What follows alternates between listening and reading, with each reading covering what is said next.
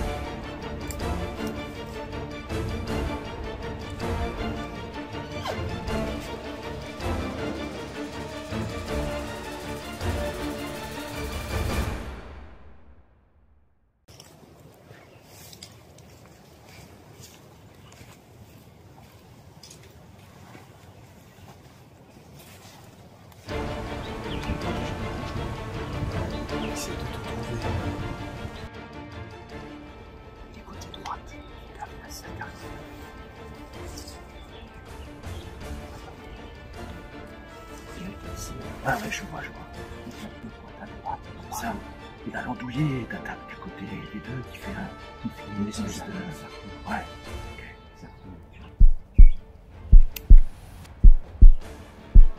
À travers, un peu trois quarts arrière.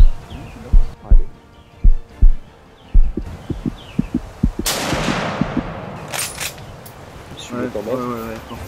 Ouais. Il est en train de se ramasser, il essaye de joindre l'arbre. Tire pas, il est dans l'arbre. Ouais.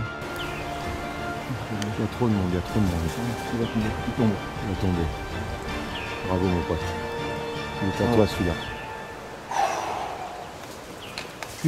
Quelle approche mon pote. Belle balle, hein. Pas évident entre les deux arbres. Ah, Là. c'est pas évident. Yes mon pote.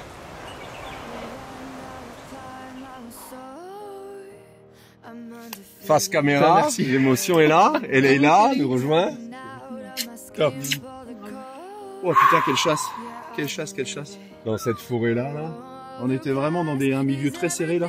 Ouais. C'était pas évident à approcher, là on avait peur qu'on fasse un peu de bruit, mais on a eu de la chance, ils nous ont pas entendus. Mais pourquoi est-ce qu'elle aboie? C'est parce que le fan vient ou alors tu me dis qu'il y a une biche qui était partie? Moi je te devant? dis, la vois alors il pas. y a le fan qui est arrivé, ça les a un peu inquiétés, mais Ouais. c'est pas ça, c'est surtout à un moment donné j'ai entendu une biche Qui arriver sort de notre bois. de notre Oh, bois punaise, de la ça gauche fait et je l'ai entendu aboyer. Ah, j'ai pas Et entendu. je pense ni qu'elle vu. nous a piffé parce qu'on avait le vent qui était latéral comme ça, Ouais, dans sa effectivement. direction, et je pense qu'elle nous a piffé. Mais tu vois, ce qui nous a sauvés à un moment, c'est qu'elle aboie parce que le fan arrive, donc elle se dit il y a peut-être un danger, c'est un premier aboiement, mais si elle temporine pas des pattes avant, c'est qu'elle est tranquille. Et regarde, tu vois, il y a des moments, les nuages partent et elle avait le soleil dans la gueule. Dans la gueule, C'est ouais. ce qui nous a sauvés. Si tu te mets à la place du cerf, tu enlèves ta casquette et que tu regardes dans le bois, c'est noir net. Ouais.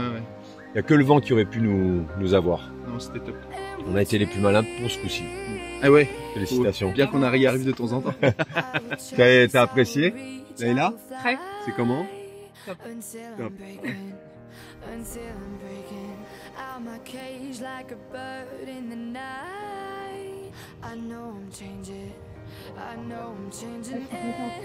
Là, il aurait fait des dégâts. Hein. Le genre de cerf qu'il faut prélever maintenant, quoi. Surtout avant le rut. C'est ça. Parce que celui-là, il aurait fait des dégâts. Mm. Alors dis-moi Franck, heureux, pas heureux? Bah écoute, on peut difficilement être plus heureux quand même parce qu'on a fait une magnifique chasse. On est parti d'assez loin, on a passé un premier mamelon, on a observé un petit peu des animaux mais qui étaient assez loin, a priori que des biches. Puis on est descendu vers eux pour voir d'un peu plus près ce qui se passait. Là on a repéré toute une harde avec 4 voire 5 jolis cerfs dedans. Au moins 2 ou 3 cerfs à préserver un peu jeunes. Et puis il y a une deuxième harde qui est arrivée de derrière, qui a longé le bois où il y avait ce cerf là dedans et un autre. Et ce cerf là, en fait, bon, le temps qu'on arrive à l'identifier, on voit qu'effectivement il a cette dague d'un côté un peu tête bizarre. Un cerf à éliminer évidemment avant le rut parce qu'on connaît les dégâts que ça peut effectuer sur les autres cerfs quand ils se battent. En plus de ça, on voit que les meules sont bien en toit, donc un cerf vraiment d'âge mûr. Donc tu me donnes l'autorisation de tirer ce cerf. Et là on est à peu près à 100 mètres de l'autre côté de la prairie sous bois, après une superbe approche sous bois où il a fallu marcher sur des œufs comme on dit. Et on arrive à l'ajuster à une centaine de mètres, une balle 3 quarts arrière qui passe derrière la troisième côte et qui vient finir dans l'épaule opposée. Le cerf a fait 40 mètres, il s'est couché tranquillement, vraiment idéal, comme dans un rêve comme on dit. C'était vraiment super. Merci en tout cas pour cette belle chasse. Félicitations. Merci. C'était super, merci encore. Impossible.